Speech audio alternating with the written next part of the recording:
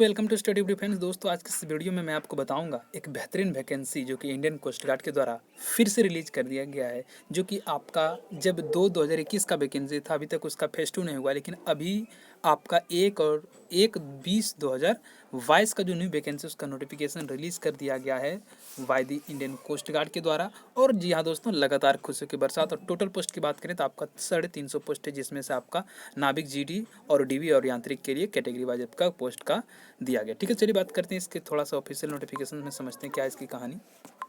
देखिए, यदि आप ऑफिशियल नोटिफिकेशंस पर आते हैं तो सबसे पहली बात क्या आती है। देखिए, यदि मैं ऑफिशियल नोटिफिकेशन में बात करूं तो सबसे पहले join Indian coast Guard Ministry of Defence के अंतर्गत आपको पता होना चाहिए। ये जो आपका फॉर्म अप्लाई होने वाला, ये आपका 2 जुलाई 2021 10 बजे से स्टार्ट होगा और ये चलेगा 16 जुलाई 2021 18 बजे, मतलब 6 बजे शाम तक चलेगा। ठीक है, अब बात करते हैं थोड़ा सा, यदि हम सबसे पहले एजुकेशन क्वालिफिकेशंस के बारे में, उससे पहले हम बात करते हैं सबसे पहले एलिजिबिलिटी कंडीशंस के बारे में।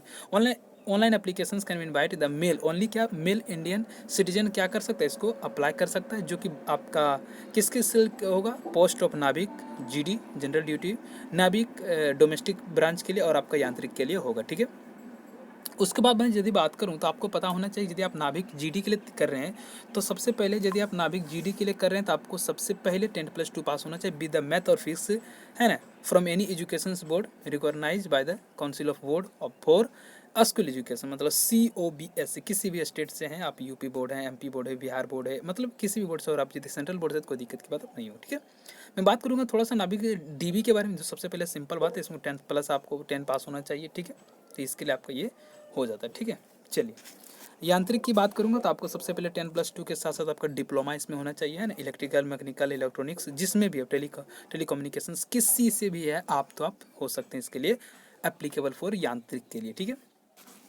ठीक है, चलिए अब मैं बात करता हूँ थोड़ा सा, ये आपका कैटेगरी वाइज दिया हुआ। हाँ, इसका यदि एज की बात करेंगे तो इसमें सबसे पहले आपको 18 बार से मिनिमम होना चाहिए और मैक्सिमम आपका 22 ईयर्स होना चाहिए। ठीक है, अब बात करते हैं थोड़ा सा एज लिमिट के बारे में। तो एज लिमिट आपका नाविक जीडी के लिए यदि आप फॉर्म भरते हैं तो आपका 1 फरवरी 2000 से लेकर 31 जनवरी 2004 के बीच हो, तो आप इसमें से दोनों डेट पर भी आपका जन्म हो तो आप इसके लिए एप्लीकेबल हो जाइएगा। यदि मैं बात करूँ नाविक डीवी के बारे में, तो जिसका जन्म 1 अप्रैल 2000 से लेकर 31 मार्च 2004 के बीच हो तो डीवी के लिए एप्लीकेबल हो जाता है।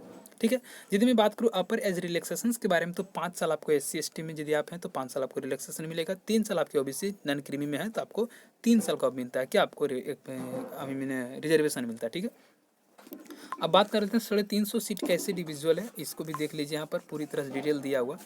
मैं बात करूंगा नाविक जीडी के बारे में, तो उससे पहले अनरिजर्व जनरल से तो आपको 160 सीट है, EWS से इकोनॉमिक बिकनेस सेक्शन से दिया तो आप 26 सीट है, OBC का 67 SC से 19 सीट है, और SC के लिए बहुत ज़्यादा वैकेंसी 40 वैकेंसी। और टोटल में बात करूँ जीडी के लिए तो जीडी में टोटल वैकेंसी 260 है। यदि मैं बात करूँ डीबी के बारे में तो डीबी में भी आपका सब मिलाकर 50 वैकेंसी है ना, पहले वाला जैसा ही है। और यदि मैं बात करूँ यांत्रिक, मैकेनिकल, इलेक्ट्रिकल और इलेक्ट्रॉनिक्स के बारे में, तो सब मिलाकर आपका हो गया 40 वैकेंसी यांत्रिक के लिए दिया गया है। और सबसे ज़्यादा वैकेंसी किसमें, तो आपका नाविक जीडी में। चलिए, और यदि मैं बात करूँ सिलेक्शन प्रोसेस, आपको पता है कि स्टेज 1 होता है, स्टेज 2 होता है ना, स्टेज 3 तक जाते हैं। ठीक है, और ये सब आपका क्या है, ये आपका पूरी तरह से डिटेल दिया गया कि आप कितने नंबर में मार्क्स में पास होते हैं, रिटन एग्जाम में पासिंग मार्क कितना है ना, ये सब आपको पूरी दिया जाता है। और अब की बार का कटअप क्या है, OBC के लिए आपका 60 है ना, OBC के लिए था 62 नंबर है ना, और 5-6 नंबर ज़्यादा था आपका OBC जनरल, OBC अनरिजर्व के लिए। ठीक है, चलिए स्टेज 2 हो गया। हाँ, यदि मैं बात करूँ फिजिकल एलिजिबिलिटी के लिए, तो फिजिकल आपको बिल्कुल होता है, इसमें कोई शक नहीं है। फिजिकल आपका 1.6 किलोमीटर रन होगा to be completed in 7 minute में, आपको कंप्लीट करना है। 20 स्क्वाट्स होगा और 10 का आपका पुशअप होगा।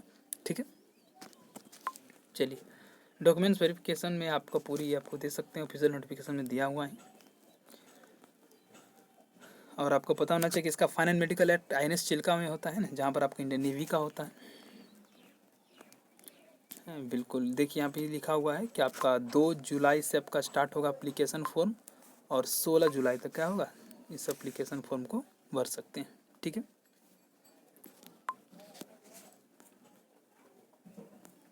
उसके बाद यदि मैं बात करूँ तो ये सब डॉक्यूमेंट्स के बारे में है ना। एडिशनल आपको सबसे पहले 10+2 का मार्कशीट और सर्टिफिकेट होना है ना। ओनली ड्यूरिंग ऑनलाइन एप्लीकेशंस में आपको क्या इसका लगेगा, 10+2 का मार्कशीट और सर्टिफिकेट दोनों। ठीक है, चलिए बात करता हूँ थोड़ा सा, और अब तो कुछ नहीं है ना।